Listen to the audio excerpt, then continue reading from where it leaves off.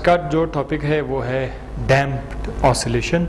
हम जब भी ऑसिलेशन को पढ़ते थे वहाँ हमने एयर फ्रिक्शन को बिल्कुल नेगलेक्ट किया था, लेकिन अगर हम एयर फ्रिक्शन को नेगलेक्ट ना करें तो हर वाइब्रेशन करता हुआ बॉडी कुछ ही देर के बाद खुद ब खुद रुक जाएगी।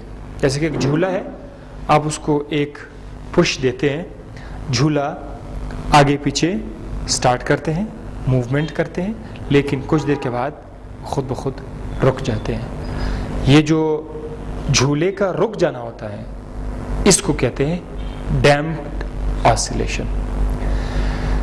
अगर ये डैम्प्ड ना होता तो फिर ये 24 घंटे आगे पीछे होता, राइट लेफ्ट, हमें दोबारा उस पर पुश लगाने की जरूरत ही नहीं पड़ती, लेकिन वो रुक जाते हैं। तो सवाल ये है कि अगर वो जो पेंडुलम है या कोई भी बॉडी है जो वाइब्रेशन कर रहा है, ऑसिलेशन कर रहा है, वो रुक क्यों जाता है, सवाल है। तो जवाब एक ही है, वो है एयर फ्रिक्शन। ये जो हवा है एयर फ्रिक्शन, ये उसको रोकने की कोशिश करते हैं। तो आपके लिए मैंने एक छोटा सा डायग्राम लिखा हुआ है। ये एक डायग्राम है जो कि शो कर रहा है फ्रिक्शन फ्री, फ्रिक्शन नहीं है।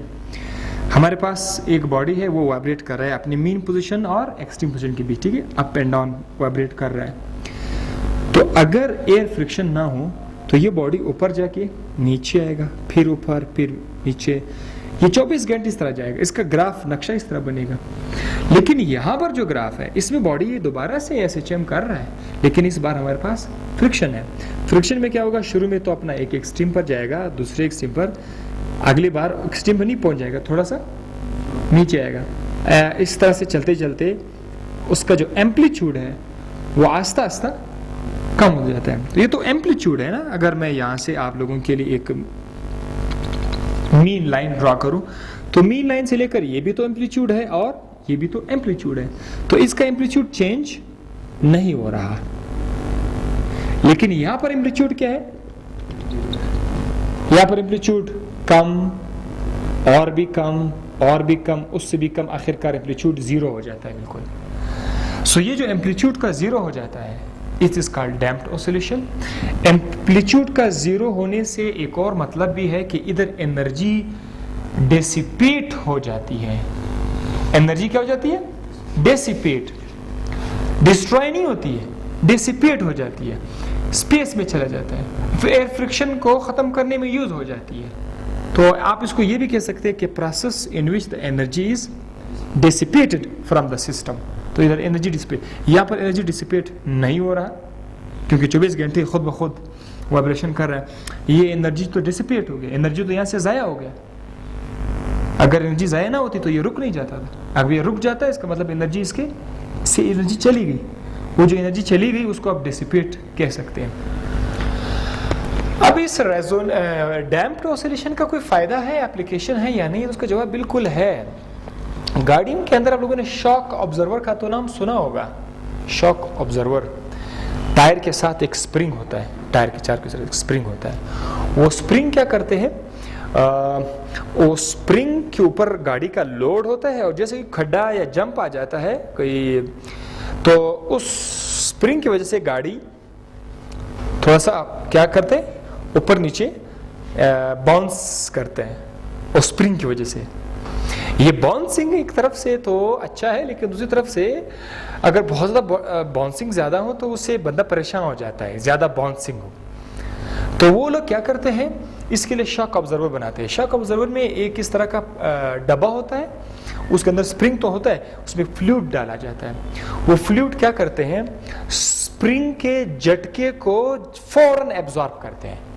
जब स्प्रिंग के झटके को एब्जॉर्ब किया जाता है तो गाड़ी में आपको झटका महसूस नहीं होता।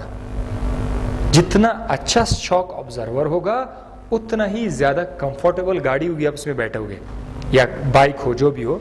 बाइक के अंदर भी तो क्या करते हैं, शॉक ऑब्जर्वर डाला जाता है। बाइक अगर खड्डे पर आपको ज्यादा झटके महसूस नहीं हो रहे हैं, इसका मतलब है बाइक के अंदर शॉक ऑब्जर्वर सही काम कर रहा है। अगर आपको झटके महसूस हो रहे हैं बाइक के ऊपर, तो उसका मतलब है शॉक ऑब्जर्वर काम नहीं कर रहा है। ज्यादा झटके का मतलब क्या है कि वो जो वाइब्रेशन है वो डैम्प्ड नहीं हो रहा है, तो हम उसको क्या करेंगे, हम उसको डैम्प्ड कर देंगे, उसको स्लो कर देंगे इस पानी की मदद से।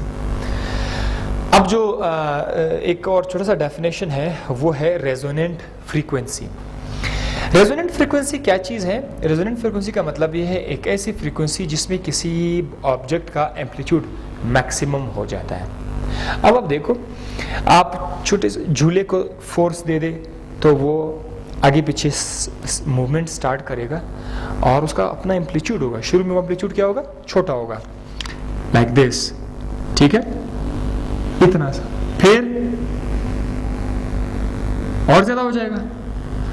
जब ये बिल्कुल मैक्सिमम हो जाए, एम्पलीट्यूड बिल्कुल मैक्सिमम हो जाए, मैक्सिमम एम्पलीट्यूड, तो इस मैक्सिमम एम्पलीट्यूड के लिए कुछ फ्रीक्वेंसी चाहिए, कुछ खास फ्रीक्वेंसी चाहिए जिस पर एम्पलीट्यूड मैक्सिमम हो जाता है।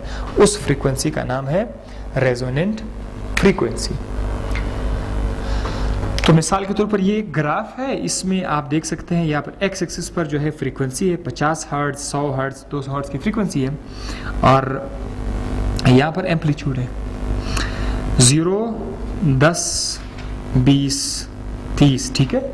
अब आप यहाँ पे देख सकते हैं मैक्सिमम एम्पलीट्यूड, हमारे पास दो वाइब्रेटिंग सिस्टम है। एक वाइब्रेटिंग सिस्टम का एम्पलीट्यूड यहाँ पर आकर मैक्सिमम हो गया, उसके बाद दोबारा से कम हो गया। ज़रा गौर से देखें, ये इसका एम्पलीट्यूड कहाँ पर मैक्सिमम हुआ है, अगर आप देख सकते हैं तो 50 हर्ट्ज पर इसका एम्पलीट्यूड मैक्सिमम हुआ है। दूसरा जो सिस्टम है उसका एम्पलीट्यूड यहाँ पर आकर मैक्सिमम हो जाता है, उसके बाद दोबारा कम होना शुरू किया हुआ है। इसको अगर आप नीचे गिराएं इस लाइन को तो ये यहाँ पर आएगा। सो लेट सपोज ये 150 पर आ रहा है, तो एक सिस्टम का रेजोनेंट फ्रीक्वेंसी 50 है और दूसरे का 150 है। तो हर वाइब्रेटिंग सिस्टम जब अपना एम्पलीट्यूड मैक्सिमम करता है तो एक खास फ्रीक्वेंसी पर उसका एम्पलीट्यूड मैक्सिमम हो जाता है। We call it resonant frequency. Next topic में आपसे नेक्स्ट वीडियो में मिलते हैं। Thank you.